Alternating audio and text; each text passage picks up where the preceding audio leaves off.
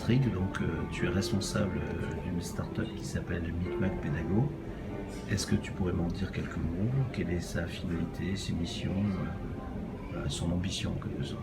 Alors mon cher Jean-Christophe, c'est un réel plaisir de partager ces moments avec toi, d'être sur Paris pour quelques jours et en même temps de mettre en marche le projet commun qui est de développer à partir de la brique Micmac Pédago une nouvelle approche de la transmission du savoir qui s'appuie certes sur des compétences existantes et des pédagogies qui ont été largement éprouvées depuis, on va dire, depuis nos amis grecs, mais quelque part aujourd'hui utiliser tout ce qui est nouvelles technologies, s'appuyer également sur les réseaux sociaux, sur l'internet, afin de rendre accessible au plus grand nombre des savoirs et des connaissances insoupçonnées pour la plupart de nos contemporains et de ceux avec lesquels nous désirons partager et quelque part faire aussi un petit bout de chemin.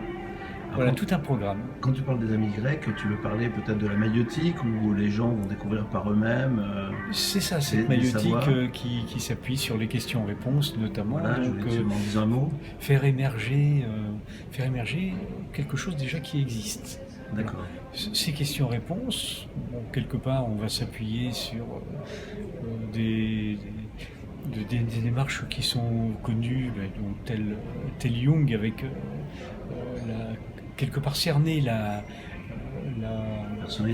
personnalité de celui avec lequel on va travailler, mais aussi connaître plus en profondeur là d'où il vient, c'est-à-dire que son propre cheminement, parce que bon, la personnalité c'est une chose, mais celui avec lequel on travaille, il a déjà eu une formation, il a peut-être même eu un métier, il a eu une famille, un environnement, des difficultés de la vie au quotidien, et tout cela participe du socle sur lequel on va pouvoir s'appuyer pour faire un bout de chemin avec lui, comme je l'ai dit tout à l'heure.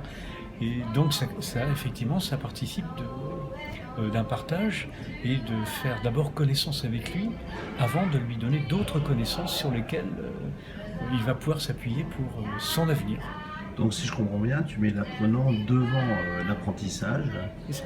Et après, une fois que tu connais bien l'apprenant, tu vas pouvoir lui proposer un apprentissage vraiment adapté à sa personnalité, à son parcours, à son vécu, à sa sensibilité, et en t'appuyant donc sur des techniques de maïotique qui vont te permettre de faire émerger donc de lui-même du vécu sur lequel tu vas pouvoir ensuite prendre appui pour développer. C'est ça. En fait, le vécu et son propre acquis déjà doit devenir le réceptacle de ce qu'on va lui transmettre. Parce qu'effectivement, ça serait un peu...